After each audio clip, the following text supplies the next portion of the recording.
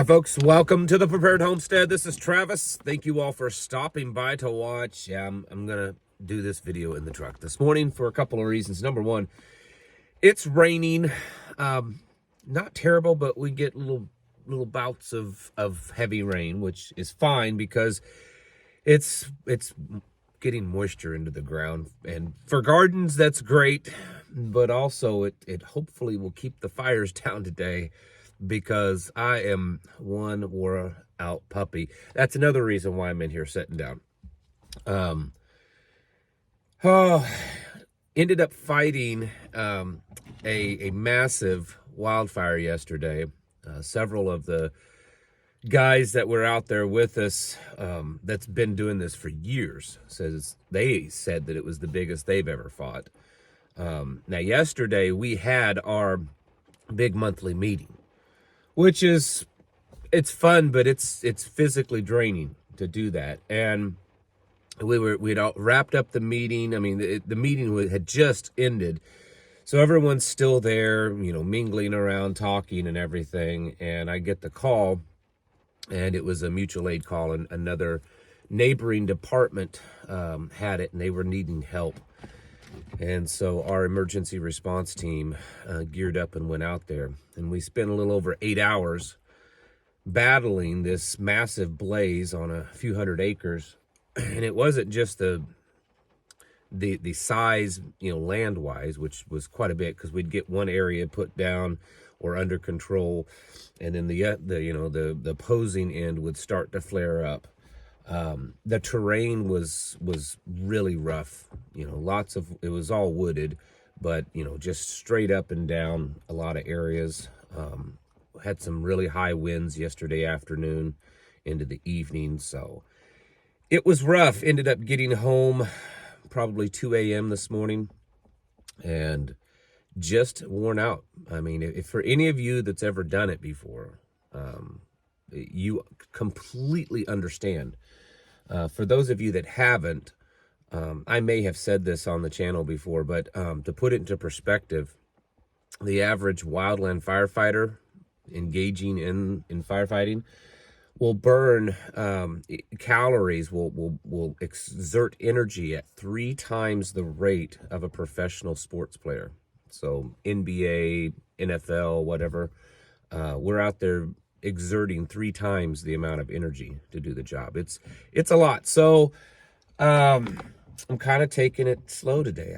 I've had a little less than 4 hours of sleep, and my body is pretty achy, minor injuries.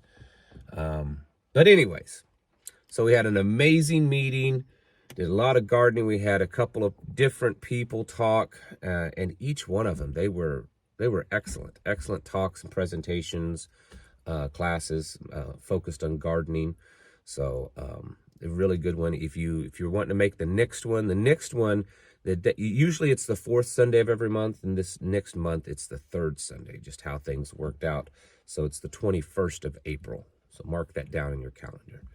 Anyways, so Russia and Ukraine stuff is getting bigger and bigger. Russia is doing some pretty significant attacks into Ukraine, into Kyiv, their capital, dropping some hypersonic missiles. I mean, there's several people now that I've noticed, more prominent people, more influential people, let's put it that way, that are saying that they believe that we are watching the official full-blown World War III start. Now, World War III has been going on for a while, just not in that, because wars, I know history books, you have like the D-Day invasion and all, you have these significant dates.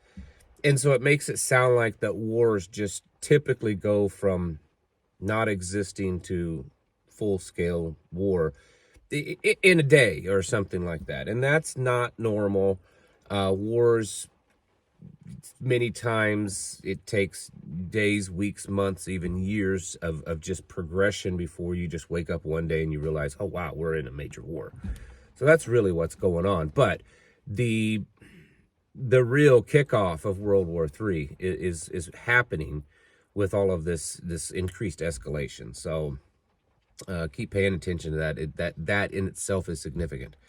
The other thing in the news, is yesterday there was a pretty significant geomagnetic storm.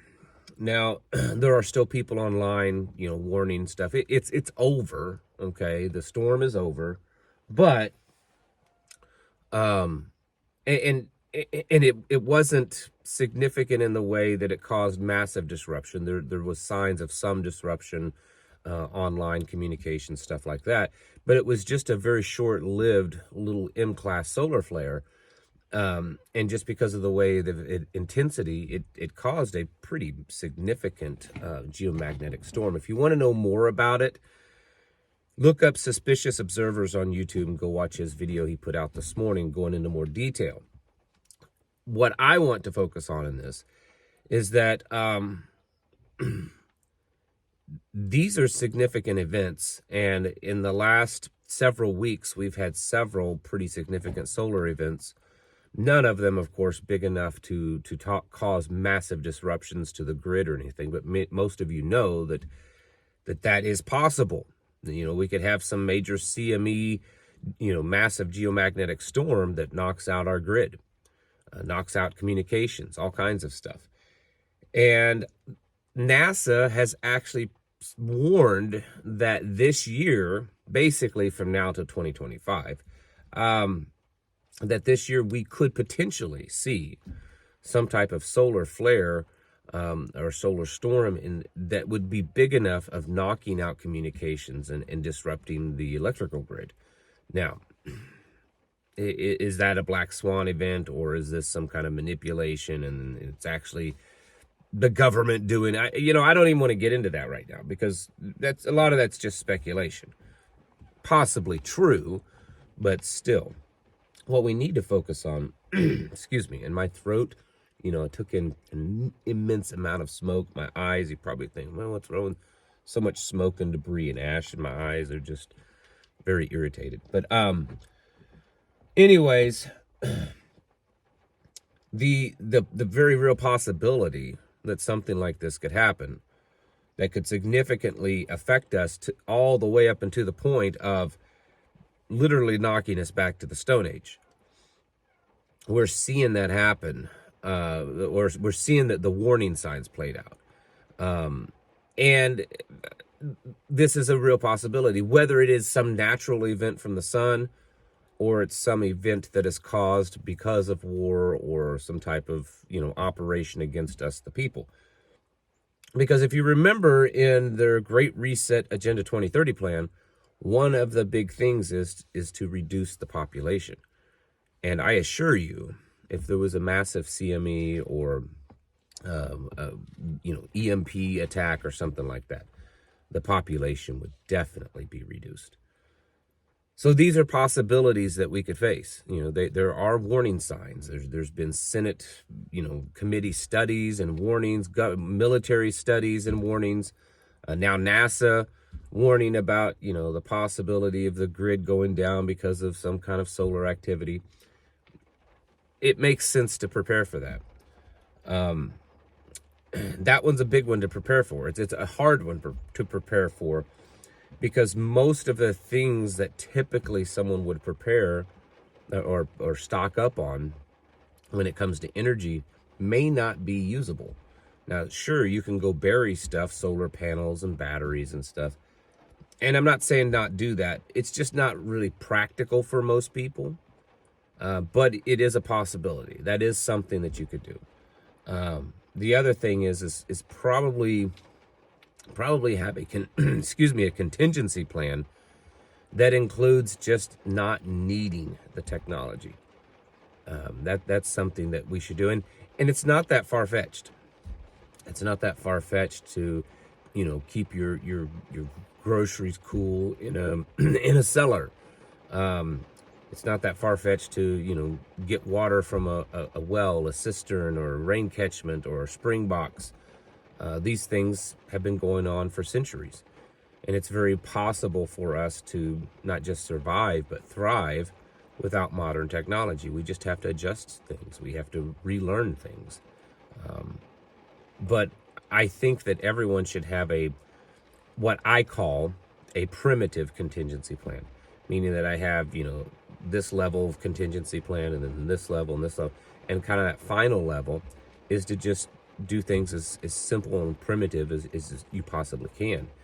And when you look at these solar flares or the EMPs, which both will affect us very similarly, and the possibility of them being used, or maybe neither of those, maybe it's a terrorist attack because of, you know, some of the 300,000 plus a month illegals are coming across the border. Sorry, my eyes are really bothering me.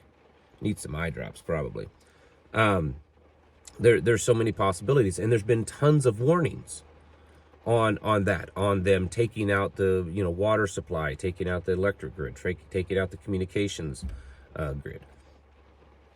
So there's all these warnings, and it makes you wonder, you know, is it possible that's going to happen, or is it possible that the warnings are just a cover for what they're really going to do? I don't know, but either way, that leaves you and I kind of just standing there waiting to play the victim pretty much, because there's not much we can do about it other than preparing. So I know it's not always the hottest topic, but I think it's a topic that we should regularly revisit, and that for us as individuals constantly be focused on what are we going to do if this happens, because while it's a very significant thing that could happen, it seems to be becoming a more and more likely thing that could happen. So you need to be preparing for grid failure, for communications down, CME, which is a coronal mass ejection, an EMP, electromagnetic pulse, just the grid going down, or the system, you know, going down because of something. You need to be prepared for that. You need to have a contingency plan for that, because it's quite possible. I mean, we've already had these things happen, but they're on a smaller scale. I'm speaking of a more widespread event. Anyways, what few people are still watching the video. If you're still interested in helping us out on this ERT thing, this emergency response team with the fire department, remember, we're not getting paid. We have zero funding whatsoever. We're not taxpayer funded. The fire department is not taxpayer funded. Completely volunteer, completely membership fees based, and they're struggling and we're struggling money wise. So if you want to help in that regard, we're still working on rebuilding that station. There is a link in the description below that you can make a monetary donation. If you want to help out in just maybe purchasing stuff, we do have a gift registry that you can go, and there's items in that gift registry that we use, medical, fire, things like that, office supply stuff. And so if you want to purchase something from that registry, it'll get sent to us. So anyways, folks, it's time to get your houses in order and to prepare yourselves mentally, physically, and spiritually. Thanks for watching, and I'll catch you in the next video.